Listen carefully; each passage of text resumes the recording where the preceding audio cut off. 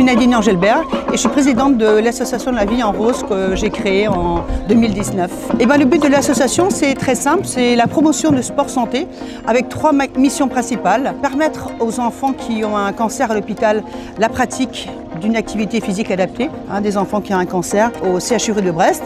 La deuxième action, c'est j'ai été moi-même touchée par un cancer et c'est vraiment le sport qui a été un élément important dans le parcours de la guérison et de la prévention. Et j'ai pas trouvé de solution à cette époque. Et aujourd'hui, j'ai envie de permettre à des personnes qui sont touchées par la maladie de trouver rapidement la réponse. Et ce qu'on fait, c'est qu'on organise et on finance l'ordonnance de sport qui est prescrite aux personnes qui sont touchées par le cancer ou une maladie chronique. Et donc, il y a un coach qui vient au domicile des personnes. La troisième mission, c'est effectivement le sport aide à guérir et il n'y a pas de meilleur médicament que le sport pour avoir l'envie. Quand on constate tous les bienfaits du sport pour la santé, tant dans le parcours de guérison que de prévention, on s'est dit tiens, il faut faire quelque chose pour sensibiliser les jeunes aux bienfaits de bouger. D'où le projet de la Bonne Échappée. Le but c'est quoi? C'est de leur donner, de leur faire découvrir une activité qui leur plaît. Alors la Bonne Échappée, elle est née de quoi? Elle est née déjà pendant la période de Covid.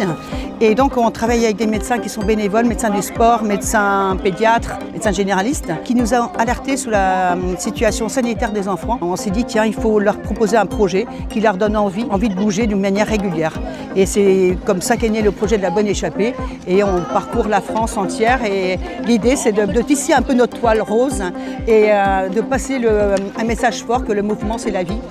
Et ça marche bien parce que ça fait la 4e année qu'on mène cette action et qu'on embarque des milliers de jeunes. Et qui reviennent d'ailleurs parce que certains de Montargis sont revenus sur l'étape. Alors pourquoi la vie en rose?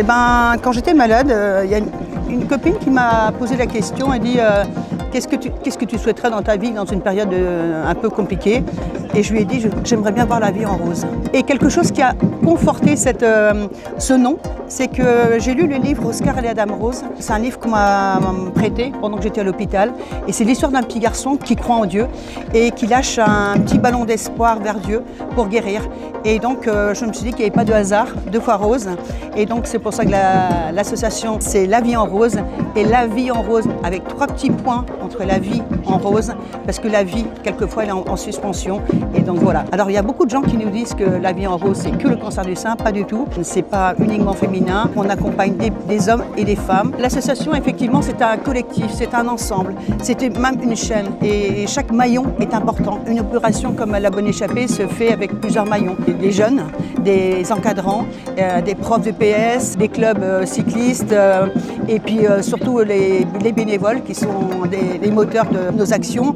Et puis il y a un élément essentiel, c'est sans le partenaire on ne peut rien faire parce qu'on offre quand même de belles choses, un beau maillot et notre partenaire il a à cœur de nous aider à remplir cette mission d'amener le maximum de jeunes à bouger. Voilà ce que j'appelle un collectif et aujourd'hui je suis ravie de voir que non seulement il y a des enfants bien portants mais aussi des enfants en situation de handicap. Il y avait des enfants malades aussi qui sont en oncologie, en oncopédiatrie et que voilà, que toutes ces personnes-là enrichissent le peloton.